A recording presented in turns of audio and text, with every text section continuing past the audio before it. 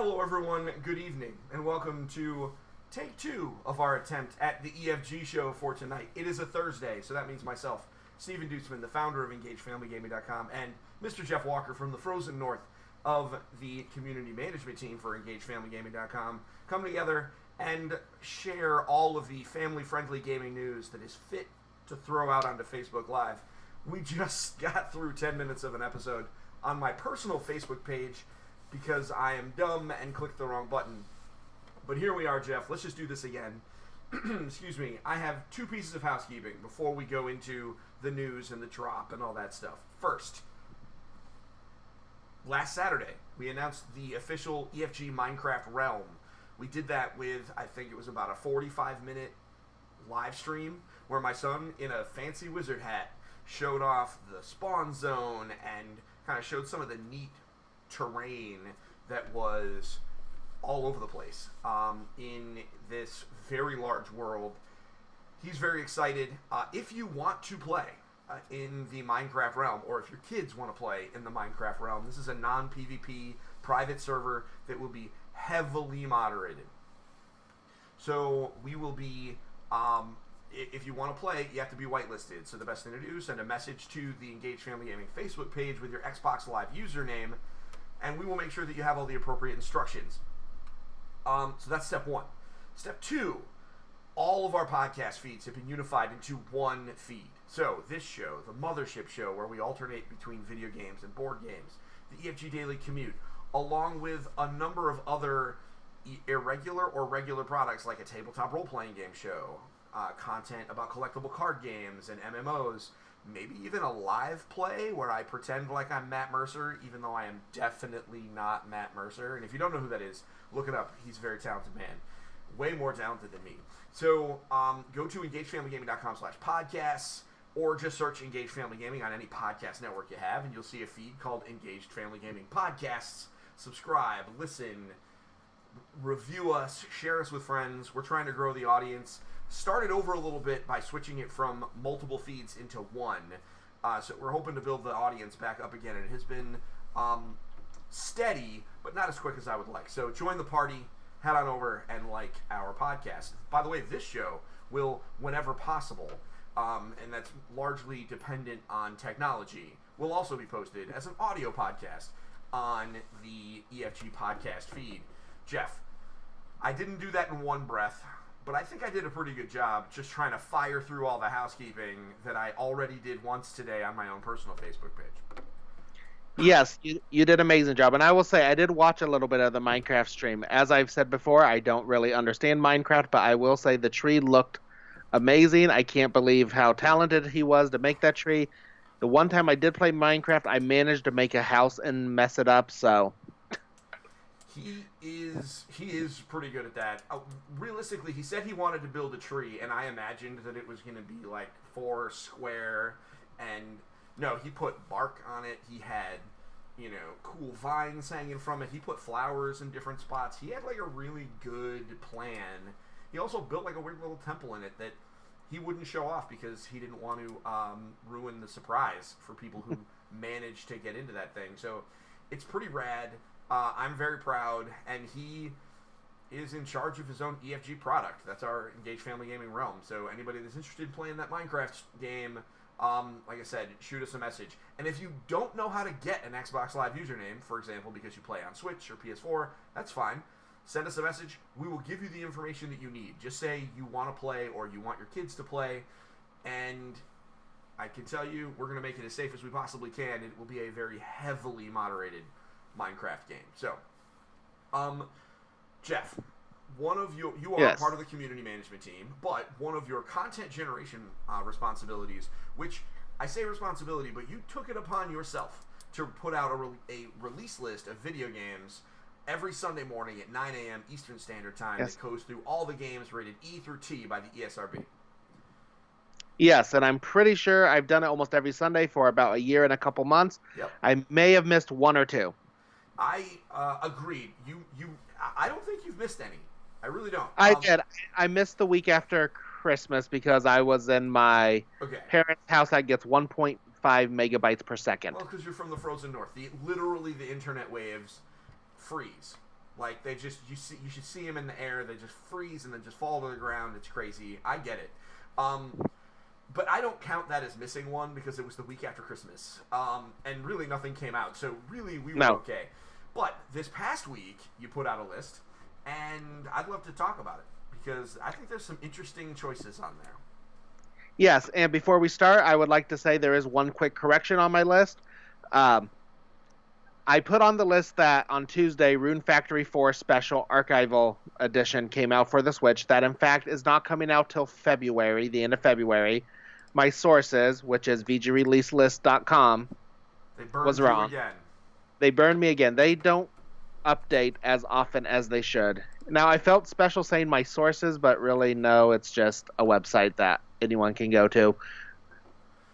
But I do the work so you don't have to. Well, and thank you very much for that because I tried to do that back in the day and it just didn't work. You do a much better job. So thank you. Why don't you go through some of the games? Because like I said, I think there are some pretty interesting games that are out there. Yes, so Tuesday, January 21st, we have Caveman Chuck for the Switch, Ember for the Switch, Lumini for Xbox One and PS4, Psycho Shooting Stars Alpha for the Switch, and Shenmue 3 Battle Rally DLC for the PS4 and the PC. Okay. On Wednesday, we have one game coming out on Wednesday, January 22nd, and that's Soccer, Tactics, and Glory for PS4, Xbox One, PC, and Switch. Have you seen anything on this game? Yeah, we're going to talk about this one. Yeah. We're going to talk about this one. You know, and let me just say, when I first saw the game, I thought it was just going to be a game we gloss over until I saw someone on Twitter, Chris Scullion, if you want to look him up, he wrote the NES Encyclopedia this year, is coming out with the SNES Encyclopedia next year, and then the year after that coming out with a Mega Drive / Genesis Encyclopedia. He reviewed it for Nintendo Life, and I thought this was just going to be a throwaway soccer game, but it is a soccer tactical RPG. Yep. Yeah. He said everything he said is true, guys. It's a turn-based tactical role-playing game, a la Shining Force, Final Fantasy Tactics, Disgaea. The difference is XCOM. The difference is you are playing as, well, in this case, it's a football team because it's soccer, but whatever. I am very stoked for this game. I can't justify playing full price for it right now because I have so many other projects that I have to do. Specifically, I have to buy Temtem, and we'll talk about Temtem later. EFG is taxing me right now. It's making me buy games, Jeff. I have to do it, but it's for the children. Yes, this game looks great. I cannot wait until it is on sale. I will be buying this. I will be playing it. It's not quite Captain Tsubasa, which is... I saw you post that today. That game looks ridiculous as well for a soccer game. Oh, it's absolutely ridiculous. Anime soccer. I talk about it at length during this week's Mothership podcast with Amanda Farrow, where we talked about our most anticipated games of the year, and that is one of my most anticipated games of the year, and I only knew about it as of yesterday. I am so excited. It is so stupid. Guys, you do a bicycle kick, and when you do a bicycle kick, you summon a giant flaming lion, okay? Giant flaming lion. Okay, so. Now. What else you got? Yeah, I would say I think that's the longest we will probably ever talk about soccer games in this channel. Yes. Thursday, so coming out today, January 23rd, there was a whole list of them. We have 1980X for the Switch, which I believe came out on PS4 and Xbox One or PC last year. Mm-hmm. I think it was a pretty big release at the time. Mm-hmm. A Semblance for the Switch. Mm-hmm. Classic Snake Adventures for the Switch, which is just classic Snake, but they add like quests or something that you have to do, and it's all different levels. Sure. The Dual Brain Volume 2 Reflex for the Switch. Dual Brain Volume 1 came out last month, if you're interested in getting the whole series. Well, that was a pretty intense turnaround time for the sequel. Yeah, I know. You would think they're probably... And it's interesting because they're coming out at the same time as Dr. Kiwashima's Brain Training, which isn't out here, but it's out in Japan and Europe as of now. Okay. What else? coming out is the DualShock 4 back button attachment. Okay. Um, Which I am very hyped for. What about you? I'm unsure on what it's supposed to do. Sure, let me talk about it. So it's an attachment that you plug into the bottom. This is an Xbox controller, but it'll give you a good enough estimate. Let me unwrap the cord. I know, I wrap a cord. How bad am I? I think it's just crazy that you're still using a controller with cords. Okay. So when you have 3 heavy gaming children, you buy the knockoffs? you buy wired controllers because they leave them unplugged and charged, and they play through them quite quickly. You do not burn through the charge on your controllers quite as quickly as the Dutzman household, so give me a darn break. Also, so this is the wired Xbox controller, but the circle attachment for a PlayStation 4 controller goes like this. You plug it into the bottom here, and then I gotta figure out what my webcam is. And so then it adds this little attachment, and what it does is it puts buttons right here. Oh, so the Xbox Elite controller. More or less, yes. It's like the Xbox Elite controller. You'll be able to map to those buttons. Yes, and the Okay. back of the attachment actually has a little LED screen, and you can, or an LCD screen, and you can like touch it and control it that way. We have a Switch controller, one of the Power A wireless ones. It was given to our daughter for Christmas. And having 2 buttons, on the bottom that you can map are a godsend for her. And so I would only, because she can't touch the top button, so she has to put the triggers down. I would presume from an accessibility perspective, that would also certainly be very helpful. I use it, the issue is all of us use it differently, so we have to remap it every time, but that's why that touchscreen would be very useful.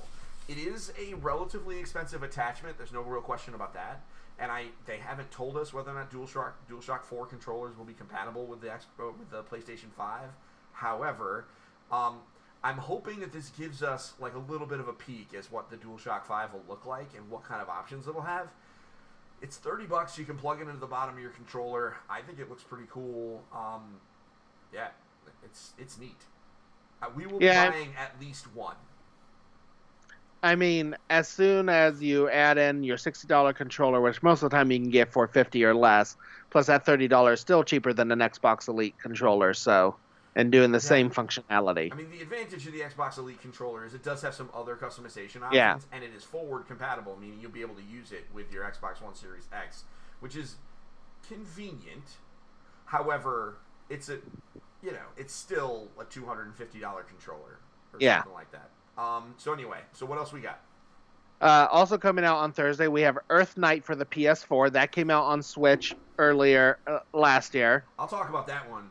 Earth Knight is really freaking good. I've played it at PAX. I played it at PAX twice, I think. I had an appointment. I only played it at PAX once, but I had an appointment. It was one of the first games I played at PAX last year, I believe. And no joke, I played it. And I went back later in the day, played it again, went back later in the day again, and played it a third time. Like, I really wanted to play the demo a lot because it is very cool.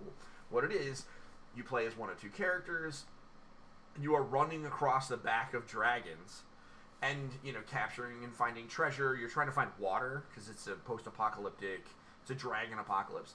Everything is hand-drawn, and it is procedurally generated to a degree. There's a series of... Each level is made up of, like, I'll say 7 chunks, right? Okay. And what they do is the game assembles those chunks differently every time. But like, you can still remember what... You can kind of, as you play it a lot, you get used to, this is what this section looks like. It may be at the beginning, it may be at the end, it may be in the middle... And there may be 20 available chunks, and it'll only choose 7. And again, I'm making up those numbers there. But what it does is it kind of pits together the puzzle, and there are pieces that you might not see quite all the time. It's very cool. The platforming is insane. It runs like an infinite runner, but it's not. Because eventually you get to the head of the dragon, and you can destroy it. It's super cool. The characters are neat. The animation is great. The music is gorgeous. Earth Knight is absolutely worth picking up, especially if you love platformers. if you like infinite runners like on your phone, but you're looking for something a little bit more challenging and that actually has an end, Earth Knight is absolutely the right game. All right, I may have to pick it up because I love platformers, and I remember seeing it. It was at the Nintendo Indies showcase during Gamescom this year, is when they revealed it and showed it off, I believe, at least on the Nintendo side of things. But continuing on, we also have on Thursday. Today was a big release day. Jewel Wars for the Switch, the Kingdom Hearts 3 Remind DLC. Mm-hmm. Are you going to be getting that? No, because I have to finish the actual game first. But eventually, yeah. I will probably get it on sale. It did not blow me away like DLC should, I thought, especially being a huge Kingdom Hearts fan. I mean, to be fair, bro, you named your daughter Kyrie. You're buying this DLC. Just maybe not now. I get it, but come on. Don't play me. Don't play me like that. I think if it would have come out with more Disney Worlds, I'd be a little more excited for it. I fully understand that buying it may be a chore for you, but come on. Are you really telling me that you're not going to play Kingdom Hearts content? It's not a physical release, so we'll see. Guys, you can see it. This is me rolling my eyes. Of course, come on. This is like me being like, nope, not going to buy a Final Fantasy game. Come on. But anyway, it's fine. You can buy it on sale. But you will play it, and eventually we'll talk about it. I will play eventually, yes. I saw a screenshot. One of the screenshots looks really cool. Yeah, it looks cool, but so did Kingdom Hearts 3, and I thought it was a big disappointment. But that is neither here nor there. Yeah, we've been over this before. Carry on. Yeah. Mosaic for PS4, Xbox One, PC, and Switch. Oddworld Stranger's Wrath for Switch. Mm-hmm. Omo Tomo for Switch. Yep. Pupai Po Space Deluxe for Switch. I don't even know what that is. I don't think I want to know. Yeah. Rugby 20 for Xbox One. Sega Ages Fantasy Zone for Switch. Okay. Sega. And if you want to talk about Fantasy Zone, there's also Sega Ages Shinobi for Switch that came out today. Sega Ages Shinobi is the better option. Yes. Shinobi. Fantasy. Go ahead. Fantasy Zone, if you like, if you've heard the phrase "cute 'em ups." I mean, I haven't, but I get it. Shinobi is a cool arcade. It's an arcade port. It is neat. It is, it's a ninja game. How can you hate a ninja game? By the way, my children are directly to my left on iPads and whatnot watching YouTube. So occasionally you might hear one of them titter because kids in YouTube. But Shinobi is definitely my pick out of many of the games this week. Yeah, Shinobi, it's pretty much was Sega's answer to Ninja Gaiden at the time. Yep. It is not an effective answer to Ninja Gaiden, but it is cool. But Fantasy Zone is also fun. It's a shoot 'em up, but I use the phrase cute 'em up because it's a cutesy shoot 'em up. Okay. Sure. So, but it's also a fun game to play. Sure. Also coming out Thursday is Sleep Attack for the Switch and Speedrunners for the Switch. Sure.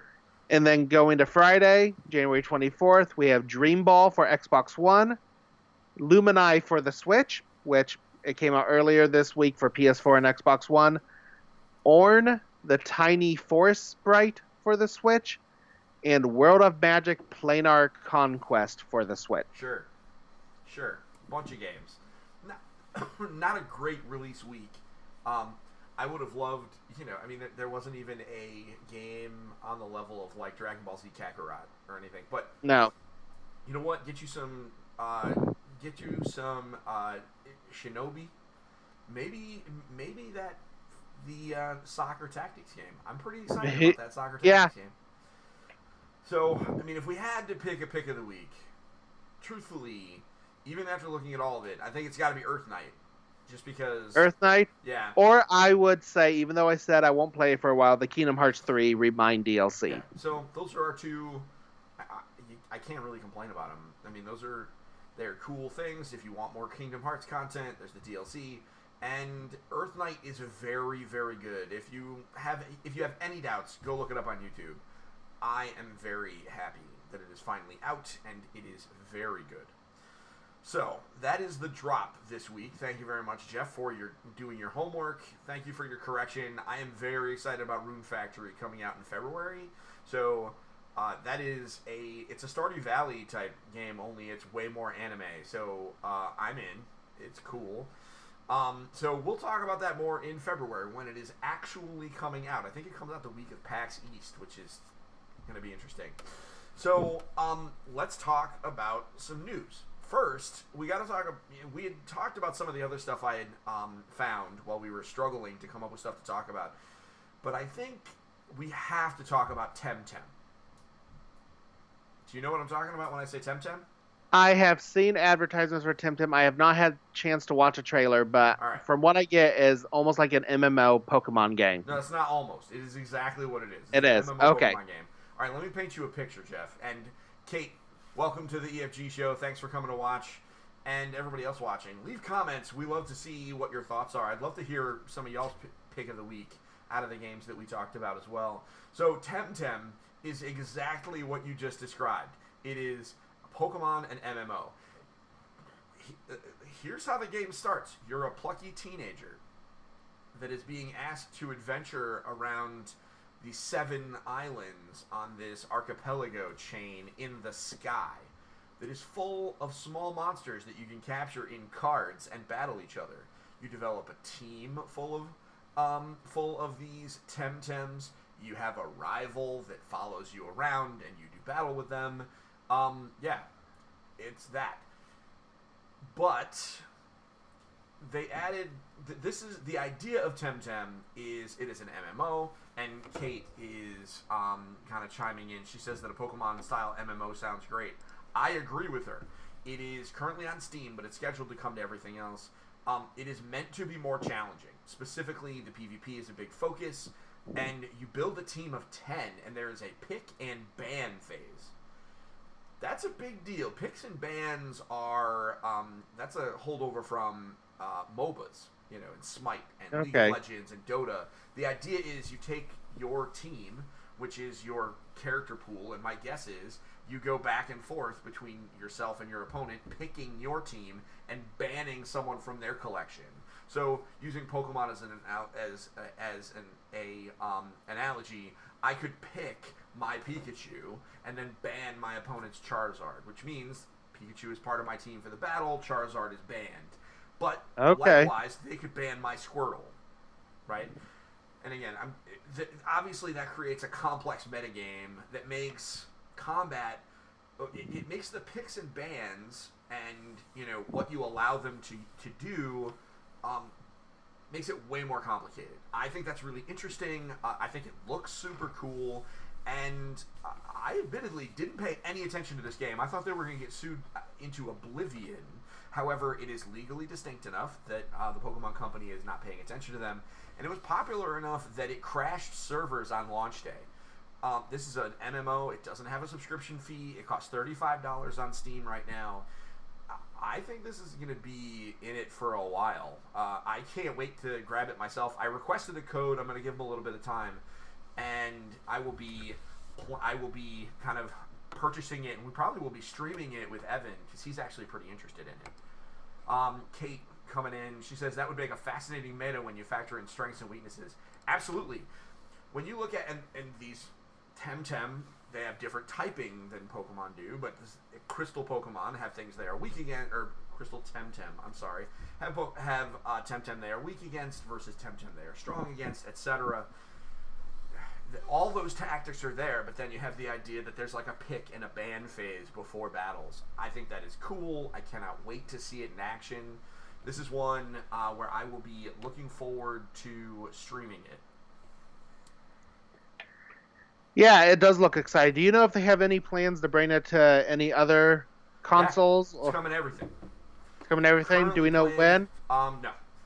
It's in early access on PC right now. So this is one of those games that we could be playing in early access forever. There are reportedly a whole bunch of buildings that are just in progress or works in progress, like you can't get into them. There are probably entire systems that you can't get into. But that's kind of cool to me. So it is very likely, I'm going to give it until this weekend, and if they don't send me a code, I'll be picking it up, and we'll probably start doing some streams and making some videos next week, because all of us are pretty interested in this one. So that is Temtem. Okay, So that was another piece of news. What's your take? When this comes to Switch, are you going to give it a shot? Being the huge Pokemon fan I am, I'm always looking for something like this. So yes, it would be actually the first time I've ever attempted to play an MMO. So You can handle I it. be- I believe in you. I believe in the heart of the cards. So you'll be, and that's funny because the Temtem are actually captured in cards. So it's like, anyway, it's a joke. Okay, so let's talk about some news. There's an update coming to Xbox Game Pass. So if you're an Xbox One owner and you are an Xbox Game Pass subscriber, we have some pretty significant changes coming soon. Yep. One of them being that a whole bunch of games, and it's losing some games and it's getting some new ones. We have one more comment on Temtem from Kate. She says that they'd probably pick it up. Morgan being her daughter, and she would probably love it. I think it makes sense. It's a different experience. I think this is just one of those opportunities. Pokemon games only come out so often, so having another game to kind of scratch that itch in the middle is great. There were plenty of monster hunting games like that back when Pokemon first came out, right? We had Digimon and we had Monster Rancher and all sorts of other stuff. Everyone tried to get on that party. Temtem is just, like 25 years too late. But who cares? If it's fun, it's fun. So, anyway, back to Game Pass. Go ahead. Oh, I was going to say, speaking of Monster Rancher and Digimon, they're both still prevalent today. I think Digimon just came out with a new game this fall for the Switch. I think they're bringing back the old PS1 Monster Rancher game that a little bit of video game history. This game would have you put in your audio CDs into your PS1, and it would randomly generate a monster based on your CD. Yeah, no, listen, that thing was super cool, and we know that it's trademarked, but my issue is, like, the gimmick for Monster Rancher was that it would get data from the CDs. I just don't know what they need that gimmick. I just don't know what they do. Maybe they would look at your save files. I don't know. It'll be interesting. Yeah, I don't know. Out. Yeah. Hopefully it's not doing crazy stuff. Maybe it'll look at your social media profiles. That'd be kind of interesting. Although, definitely feels shady if that's what they do. I would still probably do it because I'm a glutton. What are you going to do? So, the Xbox Game Pass. So you said that there were a bunch of games leaving Xbox Game Pass, yes? Yes. So what games are leaving? Anything that EFG cares about? I will say I don't think a single one is rated T or under. Okay. But they're all pretty big games that adults may like to know if they want to get a chance to play them before they leave. Okay. So what are they? So leaving Xbox Game Pass soon, I don't have a date, is Middle-earth: Shadow of Mordor. Okay. Resident Evil 4. Yep. Saints Row the Third. Yep. The Division, and Tomb Raider Definitive Edition. Okay. I mean, these are older games, and the good news is these are all games that are often on sale. So, yeah. The good news is if you were depending on playing them through Game Pass and you didn't get a chance, Shadow of Mordor, I think I saw it on a digital sale a couple of months ago for $6. Well, and even now, Shadow of War, I believe, goes pretty cheap now, being over a year old. Yeah, so fortunately, these are all games that you can get for a song. However, if you were an Xbox Game Pass subscriber and you really wanted to get in on some of that Tomb Raider action from 2013 and you just haven't yet, I would get to it. I mean, I was one of those people because I never played them, and I got my Xbox for Christmas, and so I played Tomb Raider already. So the second Shadow of the Tomb Raider and Rise of the Tomb Raider will still be on there. Okay, well, good. So I'm glad that you did your homework. Yep. So with that said, some of these games are leaving. I mean, it's just like Netflix. The Matrix is leaving Netflix at the end of March. So, like, we're used to this on Netflix. I think this is something we're just going to have to accept as part of Game Pass. I do remember seeing some people on Twitter kind of salty about this, but guys, come on. These are licensing deals. They're on there temporarily. I would expect if a game gets added, if you haven't played it within a year, it's on you. Unless it's a first-party Microsoft title, at which point those will probably be on there forever. So, speaking of some games that are coming to the Game Pass, one of them specifically being worth talking about. So, yesterday they announced up on Major Nelson's blog, they announced A Plague Tale: Innocence, which is an M-rated game, very story-driven. Indivisible, let's put a pin in that. We'll talk about that. That's coming January 30th. And Sea Salt is also not a family-friendly game, but it's an action strategy game. And then Fishing Sim World Pro Tour. Yeah, who wants to play a fishing game? Probably not me, but I might do it because it's funny and it's free with my Xbox Game Pass. So the description is you compete in an authentic career mode against 100 pro anglers to become the best fisherman in the world. From bass, carp, and predator fishing, play your own way in custom multiplayer competition and online tournaments while using equipment from over 50 partners on real-world venues targeting 29 different species of fish. Yeah. Come on, they couldn't get 30? They couldn't, I mean, listen. Kate says she loves fishing games but doesn't have an Xbox. Kate, you can come over, you can play it at my house. It'll be fine. We'll have a fishing game party. In fact, I think that game is probably going to be deceptively good. Like, it's probably going to be fine. I mean, I feel like Microsoft wouldn't try to get the rights to put it on their service if it wasn't at least somewhat good. Yeah, right? I mean, we'll find out. Who knows? Worst case, it's free. And I bet you everybody will get, well, I mean, it's included. So, it'll be fine. Now, Indivisible. This is a game by the people that made Skullgirls, and it's an action RPG. Here's the doobly-doo. It says, immerse yourself in a fantastical world of dozens of playable characters, a rich storytelling experience, and gameplay that's easy to learn but difficult to master. Okay, guys, writing descriptions. Easy to learn, difficult to master is as cliche as it gets. Come up with a different descriptor. I say that as someone who definitely puts that in some of my reviews, but maybe I just need to get better. But you guys can get better. You're professionals. Okay.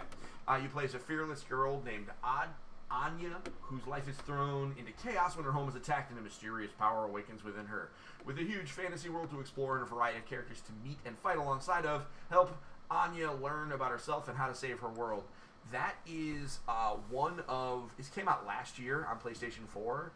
One of the Infinite co-hosts, my brother's favorite games of last year. He absolutely adored that game. He loved the combat. He loved the art style.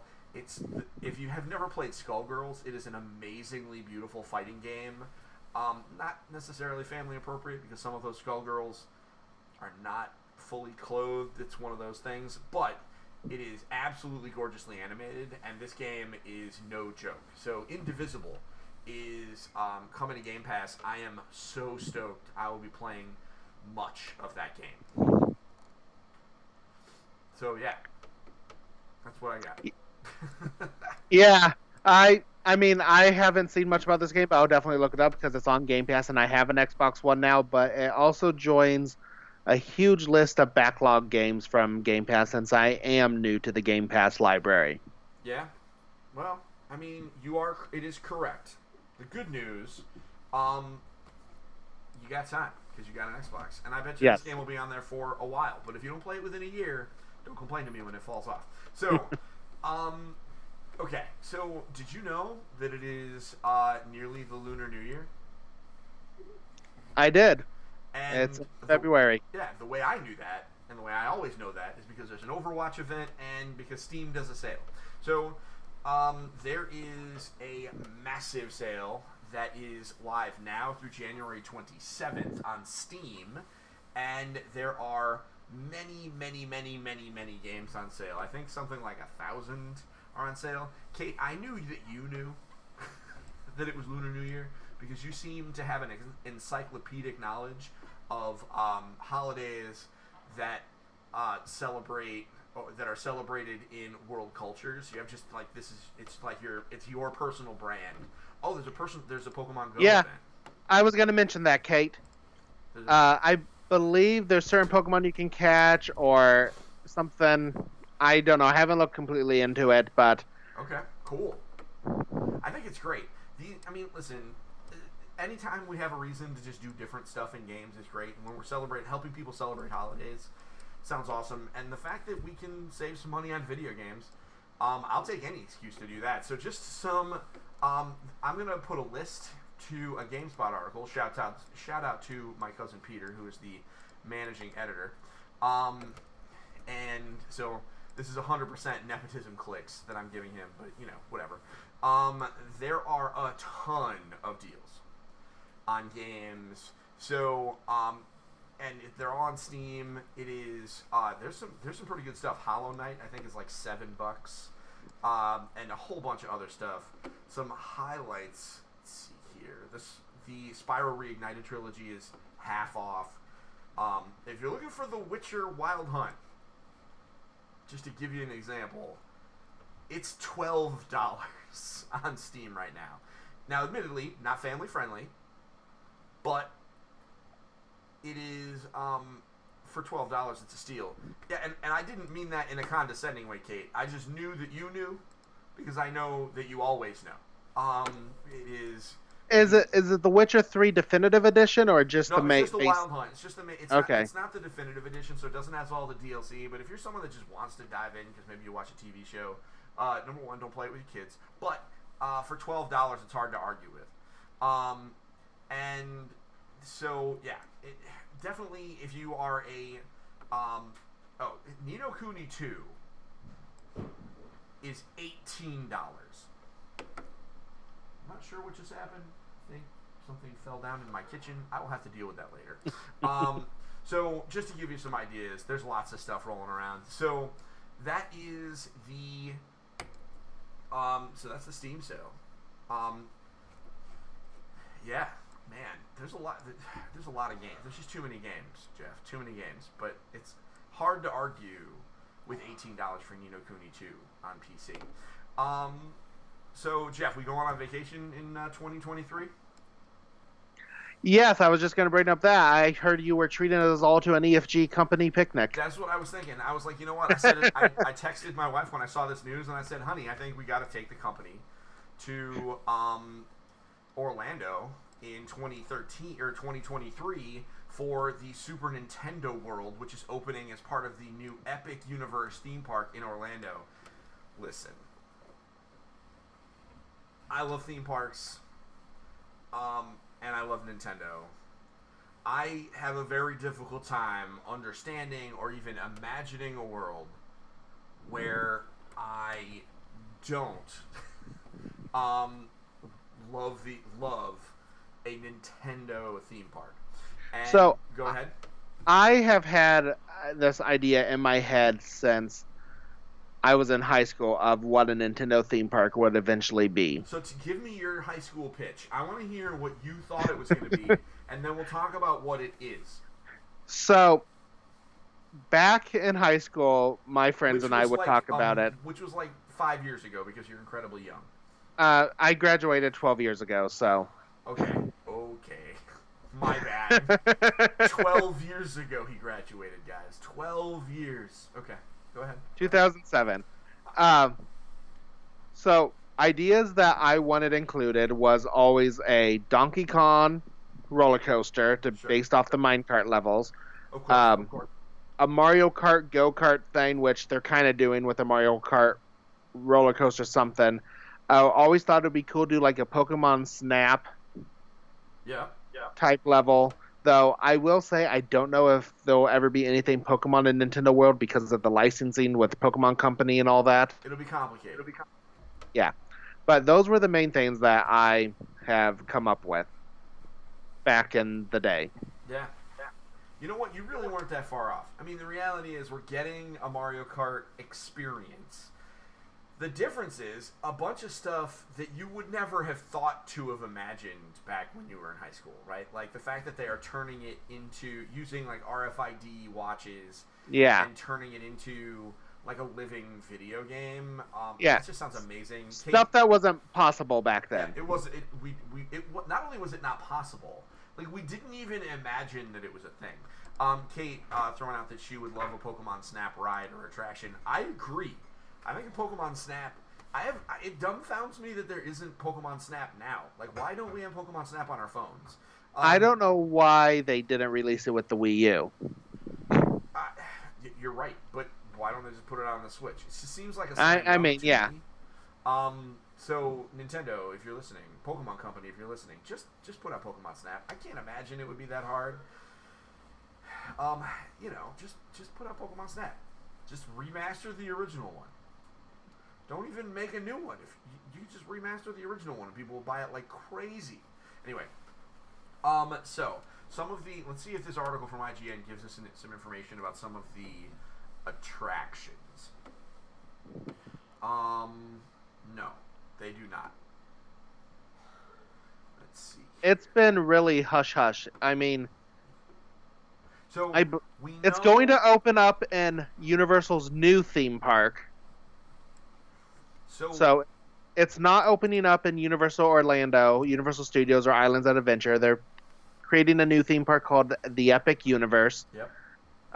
Nintendo World's the only part that's been announced. They released a map of it, and people are speculating other lands like How to Train Your Dragon and all that.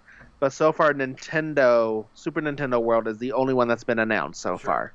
And as far as I'm concerned, none of the other ones matter. I don't care. So, so what we know is there's gonna. That sounded awfully rude. I mean, I'm sure that the other parts will be great and wonderful, and I'm sure. That it's Universal. I think the whole lane will be forever. I told my wife I want to go opening day, and she's like, I am not staying in those lines. I go, I'll go by myself. This is my Galaxy's Edge.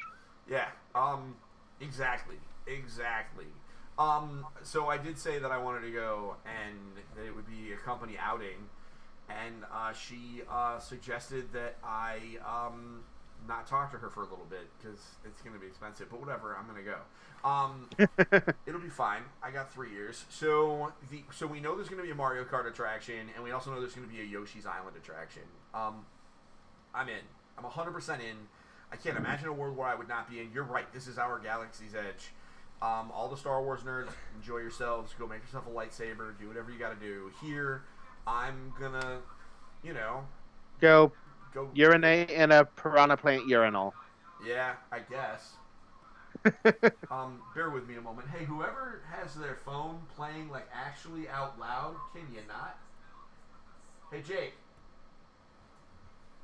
What? Can you not play your phone out loud?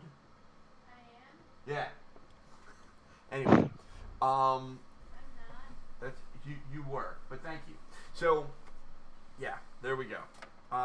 Super Nintendo World. I'm really excited. I'm really, really excited.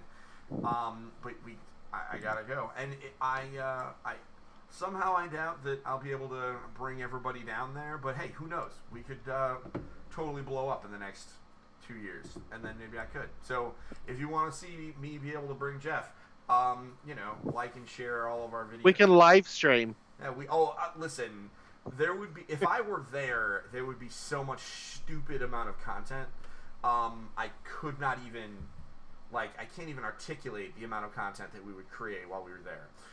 To the point where I don't know that I'd actually be able to enjoy the park because I would be too busy making stuff while I was there. But that would be kind of part of the fun. The good news is, by the time it opens, we'll have a pretty good idea what's going to be there by nature of the fact that the Nintendo World in Japan is opening this year. Yes. In time to be open during the Tokyo Olympics. So. Yes, but just to preface it, the Universal in Japan is not in Tokyo. Well, yeah, but it's in Osaka, about 6 hours away. Okay, but I said it's opening to coincide with the Tokyo. Yes. I just want to make that clear because I made the mistake of getting excited that, it's all this in one area, but it's not. Well, they got bullet trains and stuff. I mean, it's far. Japan is huge. For anybody that really is, Japan is a very, very large place. So yes, I've been there. I have not. I will go there one day. So anyway, so that is Super Nintendo World. Now you. Go ahead. I was gonna say real quick, kind of since we're in talks about Nintendo, I did see some news today about if you are a fan of the Pokemon movies. Enter Pokemon Mewtwo Strikes Back Evolution is coming to Netflix on February 27th. You know what? I saw that trailer, and I think that looks great. Yeah, it is a CGI remake of the original Pokemon movie Mewtwo. Pokemon the first movie, Mewtwo Strikes Back. Hmm. Um, I worked the at crazy, Blockbuster when that movie came out on video. Um, it was wild. Okay, there were people fighting over that movie. They wanted to see it. It was crazy. I was like, all right, it's fine. It's Pokemon's. I did not. I grew into my Pokemon fandom. But that looks great. I can't wait to watch it yeah, with my kids. yeah. Me neither. My daughter loves Pokemon. She loves Pikachu, Bulbasaur. She has lots of the Build-A-Bears. The thing that I thought was interesting was that I didn't realize it hasn't come out for English speakers yet, and this is the debut for it in English. It came out in Japan this summer, and this will be I'm the down. first time English speakers can see it. It's on Netflix. Don't even have to buy it or rent it if you already have a Netflix subscription. Yeah, I'm pretty stoked. We will definitely be watching that. I will very likely be publishing a review on the podcast feed of that movie. Does it come out before or after Sonic the Hedgehog? When does it come out? February 27th. So Sonic after the Sonic Hedgehog the Hedgehog. So comes out on Valentine's Day. Yep, that will be one heck of a way to celebrate Valentine's Day. Who wants to go see not a great movie? Although it probably will be better than we think. And apparently, some reports were happening that there are projections that it will actually break like 50 million. Like there are some projections that it's going to make a ton of money. Because people want to go to it to see how bad it is. Is that it? Is that what the I projections think are saying? I don't know if that's what they're saying, but that's my thought on why it's going to break. You know what? It would not surprise me. I mean, we see these companies making these live performance like musicals every fall, right? Like they're doing Mean Girls next, and they're doing Young Frankenstein and all this. And so the hate watching of people going to watch these plays and then live tweet them is worth it to them. Kate's saying that the strategy worked for Cats. I don't think they genuinely were trying to make a bad Cats movie. I think it just happened. I think it just happened, and it just they're just taking advantage of it. I think they genuinely wanted to make a good movie. It just so happened that they made a terrifying body horror movie, and that we just live with what we've got. I'll watch the Cats when it's on Netflix or HBO Plus or whatever. I don't know. I'm not paying for it. Yeah, they got to make the most of it. Sonic is gonna be not great, but I'm still looking forward to it. James Marsden will always be my Cyclops, and he's in that movie, so. And I think the saving grace could be Jim Carrey as Dr. Robotnik. Agreed. Jim Carrey, especially if he's old Jim Carrey, should be fine. So, yeah, that's most of the news. Now, you did have a board game that you brought to my attention, which admittedly I already knew about, but that's cool. Tell us about the board game that you found on Kickstarter. So I found a board game on Kickstarter called Return to Dark Tower. It is by the creators of Gloomhaven and Pandemic Legacy. Now, if you haven't heard of Gloomhaven and Pandemic Legacy, and I will preface this by saying I have not played either of them. I have Season 1 of Pandemic Legacy, haven't had a chance to play it. But they are essentially in a series called Legacy Games. And how Legacy Games works is you try to play the game with the same group of people every time, and every time you play the game, something happens which affects your next game, and then affects your next game. So, I kind of skimmed the article. It seems like the Return to Dark Tower is going to be one of those legacy type games. It's going to be app enabled. Yeah. So have an app that goes with it. Yeah, pretty much. So, let me fill in some of the blanks. First off, good description of Legacy games. Couldn't have done it better myself. I have in fact played Pandemic Legacy Season 1. You should play it. It is quite good. It's just trying to find 2 other people to play with, my wife and I. Just play with just you and your wife. And each of you can control 2 people. I guess that could work. At the end of the day, and I say this all the time, at the end of the day, board games are your box of junk. What you do with your box of junk is up to you, my friend. Yes. Now, so, I will definitely say, sorry, just going on Legacy Games, I have been playing Betrayal Legacy with a group of people, and that game is amazing. Yeah. Same guy made it. So, Rob Daviau is responsible. He's the father of Legacy Games, and I guess that's what they call him. He kind of pushes back that kind of praise, but it's true. And it's his company, Restoration Games, that is responsible for this one. And, Kate has a comment on this one. She says she loves Legacy Games. We love Legacy Games. I'm guessing that means her and her husband. We've done Risk Legacy and Betrayal and House on the Hill Legacy. Yeah, I mean, Legacy Games are great. This game is Return to Dark Tower, which is based on Dark Tower, which is a big Grail game that was a game that came out in the 80s that had this big black obelisk tower that you had to run with batteries, and it helped produce scenarios. But it was a competitive game. Now it's a cooperative game, and there's the tower, and it's app enabled, and there's all sorts of stuff going on, and it is super cool. I have not played it myself, but I have been at the table while a prototype was being played, and I was very impressed with all the stuff going on with it. It is currently on Kickstarter, killing it. So if you want to play, it's $120 to get in the door. But there's a lot of stuff going on with this game, and the fact that it is app enabled, it gives them the ability to continually update the game even after the game launches without having to sell you new components, which is pretty darn cool. And I haven't played a Restoration Games game that I haven't liked. In fact, they're one of their most recent games, Unmatched, was one of the EFG board games of the year for 2019. And if you want to know more about that, head to the Engaged Family Gaming podcast feed and download and listen to that episode. Yeah, Return to Dark Tower. It's wild. I don't know that this is going to necessarily be a family affair, but it is a cooperative game. So especially if you have kids that are on the older side, tactically minded, and like playing cooperative games with their folks, you're in. So I think that's all the news that we have this week, Jeff. There really, there was a bunch of stuff that happened with, more delays for M-rated video games. Dying Light got delayed, and there was some other stuff. But, not for us. But it's coming. We've got a Nintendo Direct that's on the way. I feel it in my bones. They have done a January Direct. Or early February. So I believe it should come next week or the week after, is what I'm guessing. And at any time, they can send out a press release. Hey, we're having they could send it tomorrow and say, hey, next Tuesday we got a Nintendo Direct. And if that happens, it's on. And then we got plenty of stuff to talk about. Because right now we know very little about what Nintendo is doing. So, Jeff, thank you very much for being on the show tonight. Thank you for having me. And everybody, thank you for watching. We will talk to you next Thursday at 9 p.m. Eastern Standard Time for another episode of the EFG Show. But until next time, don't forget to get your family game on. See you later, guys. Bye. Bye.